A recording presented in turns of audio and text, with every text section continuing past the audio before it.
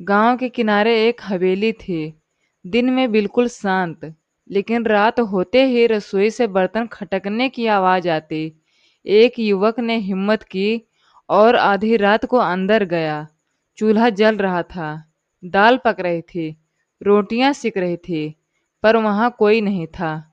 अचानक हवा चली और अदृश्य हाथ ने उसे खाना परोसा।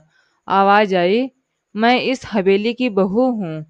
भूख से मरे बरस हो गए, अब हर रात अधूरी रसोई पूरी करने आती हूँ। युवक चीखता हुआ भाग निकला और कहता है, आज भी रात को वहां रोटियां की खुशबू आती है। युवक की बात फैल गई। सबको यकीन हो गया कि वो हवेली की बहू की आत्मा है। एक बुजुर्ग औरत आधी रात को दूध लेकर रसोई में गई। कटोरी रखते ही वही आवाज गूंजी, सालों बाद किसी ने मेरे लिए कुछ लाया है। चूल्हा बुझ गया, बर्तनों की खनक थम गई। गांव वाले खुश हुए कि आत्मा को शांति मिल गई। लेकिन कहते हैं, अमावस की रात अब भी वहां रोटियां ही की महक आती है। सबको लगा आत्मा को शांति मिल गई, लेकिन कुछ महीनों बाद फिर वही खटकने की बर्तन सुनाई देने लगी।